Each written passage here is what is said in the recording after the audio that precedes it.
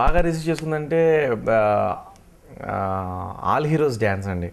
అందరూ బాగా ఇష్టపడ్డారు. అది ఎంత బాగా ఇష్టపడ్డారంటే హీరో వెంకటేష్ బాబు మేము వనభోజనాలకని మా అసోసియేషన్ తరఫున వనభోజనాలకు వెళ్ళినప్పుడు హీరో వెంకటేష్ బాబు గారు విజిల్ వేశారంటే అర్థం చేసుకోండి. అంతేకాకుండా 2004లో చికాగోలో అమెరికాలో అందరూ దాదాపు ఒక 10,000 మంది దాకా నిలబడి స్టాండింగ్ ఓవేషన్ ఇచ్చారు. అంటే ఎంత బాగా ఇష్టపడ్డారు అది నేను ఎప్పటికీ మర్చిపోలేను.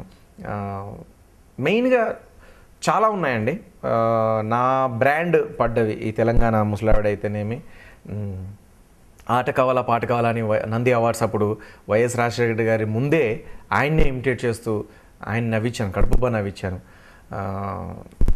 ఈరోజు ఆయన లేకపోవడం చాలా బాధాకరం. అలాంటి ఎప్పుడూ నవ్వుతుండేటువంటి సీఎంని మనం కోల్పోయినందుకు చాలా బాధాకరంగా ఉంది. ఒకటి హ్యాపీ ఏంటంటే నాకు ఆయన ఇచ్చిన నాకు గిఫ్ట్ అని అనుకోవచ్చు, ఏదని అనుకోవచ్చు.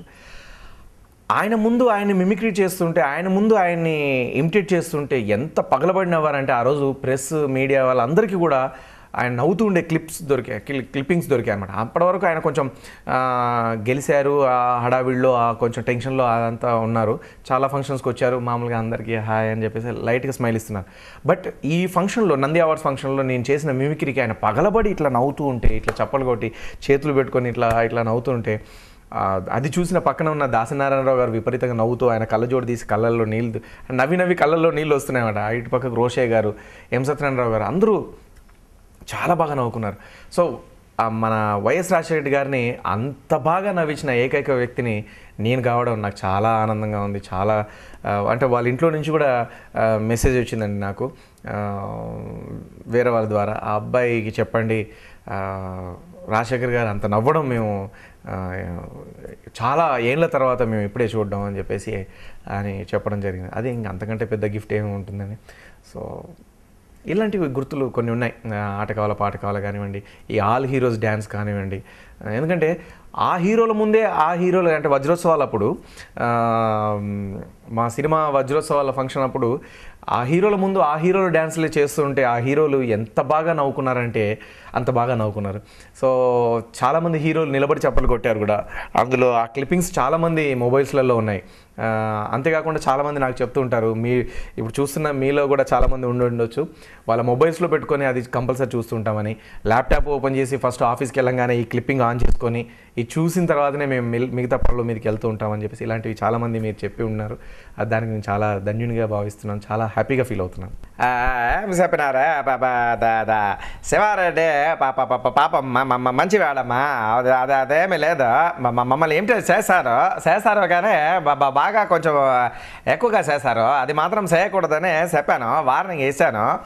బట్ అయినా సరే చేస్తున్నాడు. సరే ఏం చేస్తామో, నా తమ్ముడే కదా, చేసా పర్వాలేదు, ఏం జీవిత పర్వాలేదు కదా. శివారెడ్డి ఒక్కటి చేయొచ్చు, ఇంకెవరు చేయమంది, ఇంకెవరు చేయకూడదు.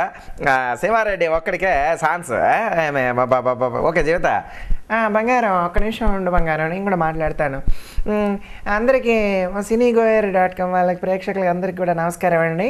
అన్నట్టు హీరో రాజశేఖర్ గారు మా బంగారం చెప్పినట్టుగానే మీరందరూ కూడా ఎవరు ఆయన్ని మిమిక్రీ చేయొద్దు, ఒక్క శివారెడ్డికి మాత్రమే ఆ రైట్స్ ఉన్నాయండి. ఎందుకంటే ఆయన మా ఇంట్లో ఒక మెంబర్ లాగా, ఆయన ఒక మా తమ్ముళ్ళలాగా, మా మరిదిలాగా చాలా చక్కగా మా పిల్లలకి ఎంత ఇష్టం. ఆయన అసలు ఎప్పుడన్నా ఆయన గొంతు వినాలనుకున్నా కూడా వెంటనే మా పిల్లలు ఆయనకు వెంటనే కాల్ చేసి చెప్తున్నారు. అంతేకాదు ఆయన ఒకసారి ఆయన పుట్టినరోజు అప్పుడు మా పిల్లలు అనుకోకుండా సర్ప్రైజ్ చేద్దామని చెప్పేసి మా పిల్లలే కేక్ తయారు చేసి ఆయన ఇంటికి పిలిపించి కేక్ కట్ చేయించారనమాట. అంత బాగా రిలేషన్ ఉంది ఆయనతో మాకు. కాబట్టి ఏం బంగారం అంతే కదా. అదే చెప్తున్నానా బాగా కరెక్ట్గా చెప్పింది జీవిత. సరే మీరందరూ బాగున్నారు కదా, దసరా శుభాకాంక్షలు మీ అందరికీ కూడాను, ఆ జీవిత తరపున కూడా. లేదంటే మళ్ళీ జీవిత ఎక్కువసేపు మాట్లాడతాను, నాకు ఛాన్స్ ఇవ్వదు. అందుకే నేను కూడా జీవిత తరపున చెప్తున్నాను దసరా శుభాకాంక్షలు. ఓకే, నా పాలసీ ఏంటంటేనండి, ఎప్పుడు నవ్వుతూ ఉండాలి, ఎదుటి వాళ్ళని నవ్విస్తూ ఉండాలి, అంతే. నా చుట్టుపక్కల ప్రాంతం అంతా ఎప్పుడు అందరూ నవ్వుతూ ఉండాలని. నాకు చాలా బాధలు ఎప్పుడైనా మనసులో మెదులుతున్నా కూడా నేను పైకి నవ్వుకుంటూనే కనబడుతుంటాను. సో నవ్వుతూ ఉంటే ఆరోగ్యానికి మంచిది. రెండోది ఎదుటి వాళ్ళకు కూడా మనతో మాట్లాడాలనిపిస్తుంది. వాళ్ళు కూడా మన నవ్వు చూసి వాళ్ళ బాధలు కూడా మర్చిపోయి వాళ్ళు హ్యాపీగా నవ్వుతూ ఉంటారు. ఈ నవ్వుతూ ఉండే ఫేస్ ఎవరికైతే ఉంటుందో, నవ్వుతూ ఎప్పుడు ఎవరు ఉంటారో వాళ్ళ కష్టాలు కూడా దూరంగానే ఉంటాయండి, దగ్గరికి రావు అని అనిపిస్తుంటుంది. ఒకవేళ కష్టం వచ్చినా కూడా ఆ పక్కన ఉన్న వాళ్ళు షేర్ చేసుకుంటారు ఆ కష్టాన్ని. ఎందుకంటే మనం హ్యాపీగా ఎప్పుడు నవ్వుతూ ఉన్నాం అనుకో, మన ముఖం మీద ఒక చిరునవ్వు ఉందనుకోండి, ఆ కష్టాలు, ఆ బాధలు ఆ చిరునవ్వును చూసి భయపడి పారిపోతాయి అని నా ఫీలింగ్. అందుకని నేను మా షూటింగ్స్లలో ఆల్మోస్ట్ ఎక్కువగా అందరినీ వీళ్ళంత వరకు నవ్విస్తూ ఉంటాను, నేను నవ్వుతూ ఉంటాను. ఇంతకుముందు కొంచెం బిడియం ఉండేది, ఇలా నవ్విస్తే వాళ్ళు ఏమనుకుంటారో, లేకపోతే ఎక్కువగా ఏంటి వీడు ఓవర్ చేస్తున్నాడని అనుకుంటారేమో, ఆయనకేం పని పాట లేదా అనుకుంటారో, ఇట్లా అనుకుంటారేమో అని చిన్న ఫీలింగ్ ఉండేది, ఒక మూలను ఉండేది. బట్ అది ఇప్పుడు తీసేసానండి. హ్యాపీగా కొంచెం ఫ్రీగా మూవ్ అవుతూ అందరినీ నవ్విస్తూ. మొన్న ఈ మధ్య యూరోప్ వెళ్ళాము, హీరో వెంకటేష్ బాబు, అలాగే త్రిష గారు, నేను, బ్రహ్మానందం అన్నయ్య, ఆలి అన్నయ్య, రఘుబాబు అన్నయ్య, మేమందరం కలిసి యూరోప్ వెళ్ళాం.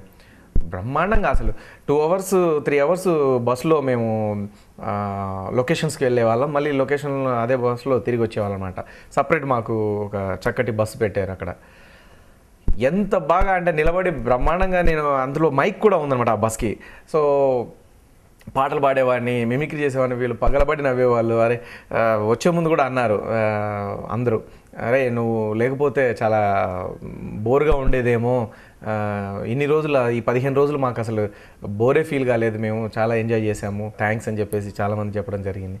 సో మనలో ఉన్న టాలెంట్ని 10 మంది పంచడంలో, 10 మందికి చూపించుకోవడంలో తప్పు లేదు. ప్లస్ మన అదృష్టంగా భావించాలి. అలా మనం ఎదుటి వాళ్ళని నవ్వించే ఒక ఆర్ట్ని దేవుడు మనకి ఇచ్చినందుకు, దాన్ని ఈ ప్రేక్షక దేవుళ్ళు ఎంకరేజ్ చేస్తున్నందుకు చాలా అదృష్టంగా భావిస్తున్నాను. ఒకసారి సీక్రెట్గా వచ్చి కెమెరా పెట్టండి, అప్పుడు తెలుస్తుంది నేను ఇంట్లో ఇలాగే ఉంటానా, లేకపోతే కోపంగా ఉంటానా, అందరిని తిడుతూ ఉంటానా, కొడుతూ ఉంటానా అనేది. అంత సీన్ లేదండి. ఒకటి మాత్రం నిజం ఏంటంటే, వీలైనంత వరకు నవ్వుతూ చెప్తూ ఉంటాను. ఏదైనా తప్పు చేస్తే వీలైనంత వరకు ఏంది అది చూసుకో, ఏంది పర్వాలేదు, అది తీసి అక్కడ పెట్టు, ఇట్లా చెప్తాను అంతే. అది చెప్పినా కూడా ఒక 10కి 20 సార్లు చెప్పినా కూడా 21వ సారి కూడా అలాగే చేస్తే అప్పుడు కొంచెం సడన్గా చిన్న సీరియస్ వస్తుంది. ఎన్నిసార్లు చెప్పాలి అని చెప్పేసి అని మళ్ళీ వెంటనే తీయొచ్చు కదా, ఎన్నిసార్లు చెప్పాలి అని మళ్ళీ వెంటనే నవ్వేస్తాను అనమాట. ఒక క్షణం కూడా ఉండదు నాలో కోపం, ఒక క్షణం కూడా నిలబడదు అనమాట. కొంచెం ఎప్పుడన్నా సీరియస్గా ఉన్నట్టుగా ట్రై చేద్దామని చెప్పేసి, కొంచెం కోపంగా ఉన్నట్టుగా ట్రై చేద్దామని చెప్పేసి, ఇదేంటి అదేంటి అని చెప్పేసి అని ట్రై చేయడానికి వెళ్తాను, కానీ మళ్ళీ వెంటనే నవ్వేస్తాను, దాంతో దొరికిపోతాను అనమాట. కోపంగా ఉండడానికి ఎంత ట్రై చేసినా కూడా కుదరదు. సో అందరూ మా ఇంట్లో వాళ్ళు కూడా జోగియల్గా ఉంటారు. మా అమ్మ ఇంకా చాలా జోక్స్ వేస్తుంది, మా అమ్మ ఇంకా సరదాగా మాట్లాడుతూ ఉంటుంది. మా అమ్మ ఇంటర్వ్యూస్ చాలామంది చూసిన వాళ్ళు ఉన్నారు, వాళ్ళందరూ నన్ను బయట కలిసినప్పుడు చెప్తూ ఉంటారు, మీ అమ్మ భలే మాట్లాడుతుంది, నువ్వే మాటగారివి, నువ్వే భలే కామెడీ చేస్తావు, నువ్వే ఇది అది అనుకున్నాం, కానీ నీకు ఇదంతా రావడం మీ అమ్మ వల్లనే వచ్చిందని మేము అనుకుంటున్నాం అని అంటే, అవును నిజమే అని చెప్పాను.